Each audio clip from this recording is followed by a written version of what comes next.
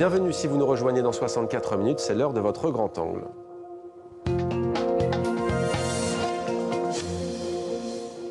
C'est son premier roman d'anticipation, Frisson garanti. Marc Duguin signe Transparence. Il interroge des sociétés ultra-numériques, ultra-connectées, menacées par les catastrophes écologiques. L'écrivain et réalisateur est notre invité. Bonsoir Marc Duguin. Bonsoir. Soyez le bienvenu sur TV5 Monde. Alors nous sommes à la fin des années 2060. C'est quasiment demain, ça paraît loin. Et pourtant, Transparence, c'est en fait une société, une start-up numérique qui est basée en Islande, qui a à sa tête une Française. Que fait au juste cette société ?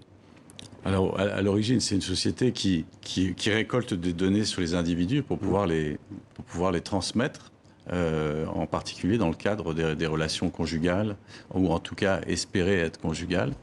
C'est-à-dire quand quelqu'un rencontre quelqu'un, un homme rencontre une femme, il peut obtenir absolument tout sur cette personne, sur la base de toutes les données qui ont été récoltées dans le passé, c'est-à-dire absolument tout sur sa sexualité, sur sa génétique, sur ses parents, sur sa santé, tout ça pour, au départ, pour éviter que les couples soient un échec. C'est-à-dire que vraiment, quand les gens se rencontrent, et évidemment ça va plus loin, ça fait rencontrer les gens qui ont les mêmes, qui ont les bonnes connexions. Ouais.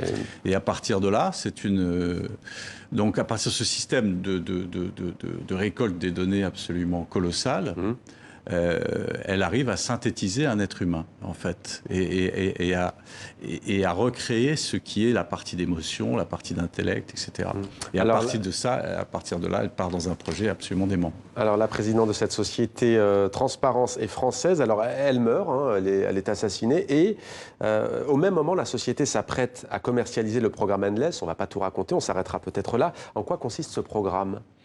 C'est un programme qui consiste à ressusciter les individus une fois qu'ils sont morts. Ouais. Non pas à prolonger la vie. Pas à prolonger la vie. Parce que le transhumanisme, si vous voulez, il y a deux options. Il y a prolonger la vie que nous connaissons sous notre enveloppe charnelle.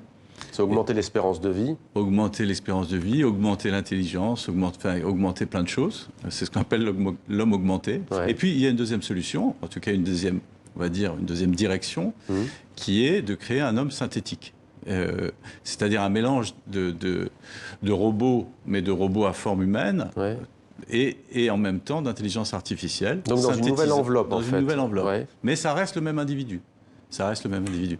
Et donc elle part dans cette idée. Simplement, tout le monde ne peut pas être éternel, sinon il y aurait un phénomène de surpopulation. Et donc c'est sa société qui décide qui va être éternel et qui ne va pas l'être. Donc il y a des critères évidemment qui sont... Alors je disais roman d'anticipation, d'aucuns diraient science-fiction, pourtant vous insistez pour dire que c'est différent.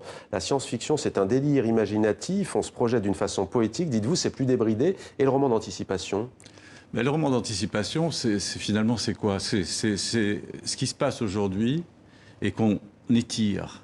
On essaye de voir où chacune des choses qui se mettent en place aujourd'hui, où est-ce qu'elles nous mènent. Et moi, j'ai pris deux grands thèmes qui, à mon avis, sont centraux aujourd'hui pour notre civilisation, qui sont, d'une part, l'impasse écologique, c'est-à-dire la probabilité qui n'est pas faible de notre disparition en tant qu'espèce telle que nous sommes constitués aujourd'hui.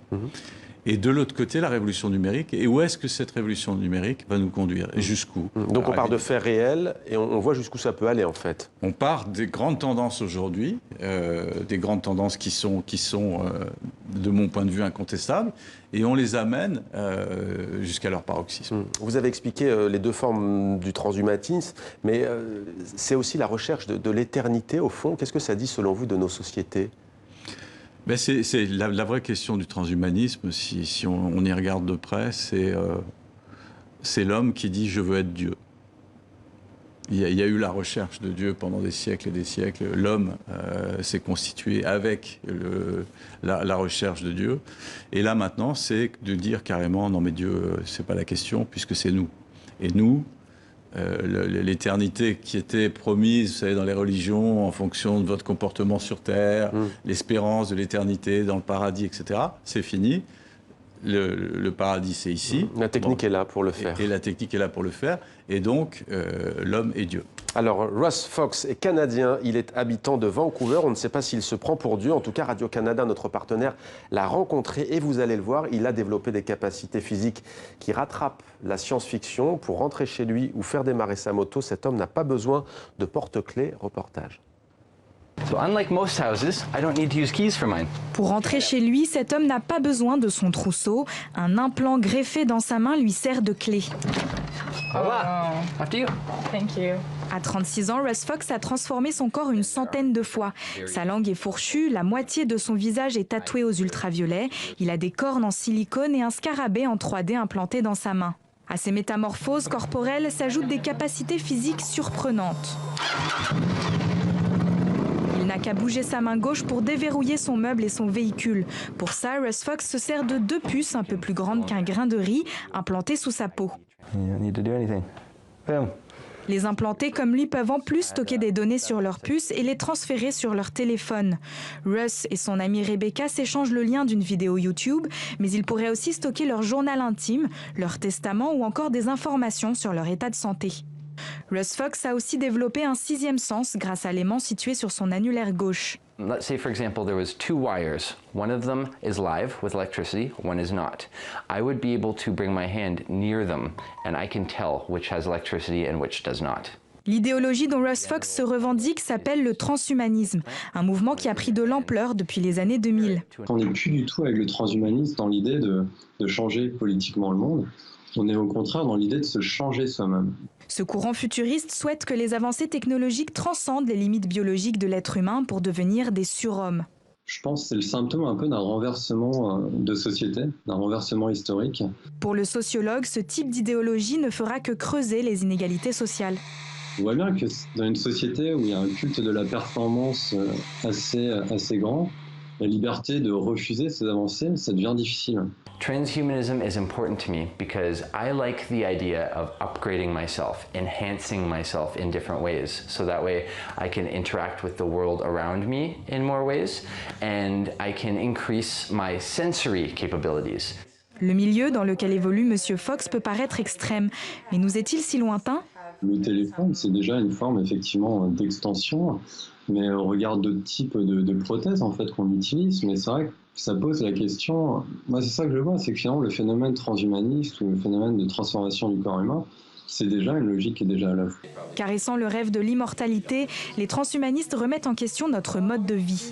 Il y a beaucoup de gens qui croient qu'on devrait avoir une limite à la vie, puis qu'on devrait pas vivre pour toujours, mais j'ai pas rencontré beaucoup de gens qui sont excités quand ils apprennent que quelqu'un est malade ou... Tu sais, il n'y a personne qui veut mourir. Je pense que si on serait en santé pour très longtemps, on serait moins contre.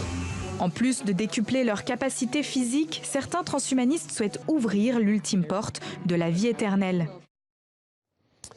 Marc Duguin, réalisateur, écrivain, est avec nous pour son roman Transparence. Disons-le, hein, Marc Duguin, Russ Fox, ça pourrait être un personnage de votre roman. Oui, ça pourrait.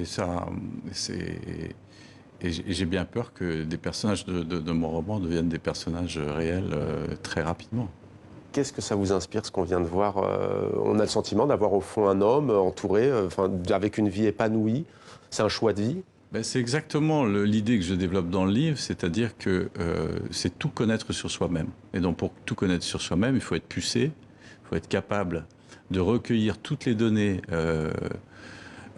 que l'on émet. On émet des milliers, c'est pas peut-être même des centaines de milliers de données par jour sur notre état de santé, sur nos dispositions psychologiques, et tout ça, toutes ces données, on peut les recueillir. Et c'est en les recueillant qu'on arrive à savoir, à synthétiser quelqu'un. Et donc c'est vraiment l'idée de la synthétisation qui viendra peut-être. D'autant plus que pas besoin de puce, c'est déjà à l'œuvre avec ce qu'on appelle les GAFA, les géants de l'Internet, les géants du web en fait.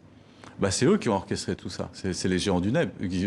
Quand déjà vous avez le programme santé sur votre téléphone et que si vous regardez, vous marchez une journée dans Paris, votre téléphone vous dit vous avez fait tant de pas, vous avez eu telle activité physique, vous avez fait tant de kilomètres, c'est déjà émettre des données sur sa santé, sur son mode de fonctionnement. La tension artérielle notamment et tout ça. La tension artérielle, on peut la contrôler en permanence. Il y a plein de choses qu'on peut contrôler en permanence. Donc les banques peuvent s'en servir pour un crédit, par exemple? On peut évidemment, parce que tout le problème des données, c'est que ça n'est pas étanche. C'est-à-dire que tout le système est basé sur la revente des données. C'est-à-dire que les données que vous les émettez pour un certain propos, mais elles sont revendues pour un autre propos, qui est un propos commercial. Et donc, au bout d'un moment, ces données font le tour de toutes les activités, c'est-à-dire les assurances, évidemment les organismes de maladie, et cela vous échappe. C'est-à-dire qu'en fait, on sait tout sur vous en dehors de ce que vous avez vraiment voulu donner. Donc, dès le moment où vous rentrez dans ce système qui est d'émettre des données, que vous émettez bientôt dans les voitures intelligentes. Vous allez émettre des données en permanence. Il est même probable qu'elle va vous écouter pour savoir s'il n'y a pas une raison qui a fait que vous avez eu un accident. Donc ça va être un système de contrôle absolument. Vous avez déjà ça avec les voitures. Déjà, vous avez des sirènes, des alarmes. Surtout, dès que vous faites quelque chose, vous reculez. Ça, c'est le début. C'est le début du grand soir technologique. Adieu le secret médical pour la santé. D'ailleurs, il se dit déjà que les GAFA qu'on a cités dépensent plus d'argent pour la recherche médicale que les États ensemble réunis. Alors, c'est assez... Ça donne le frisson, votre roman. C'est assez sombre au fond. On se dit que c'est trop tard. C'est votre avis ou vous dites qu'on peut encore agir ? Moi, je crois que dans cette société qui est essentiellement basée sur le marché et qui considère qu'avant tout, nous sommes des consommateurs, enfin des producteurs, mais on a de moins en moins besoin de nous pour produire, mais en tout cas, on a besoin de nous pour consommer. La seule façon de réagir, c'est de réagir en consommateur. Et c'est la même chose en ce qui concerne l'écologie. Si vous refusez la puce qui dit tout sur vous, si vous refusez d'utiliser des données qui sont liées, qui sont collectées en permanence sur vous, vous agissez et vous faites en sorte que le système ne devienne pas... Merci beaucoup Marc Duguin, Transparence, roman publié aux éditions Gallimard. Merci à vous d'être venu sur notre plateau.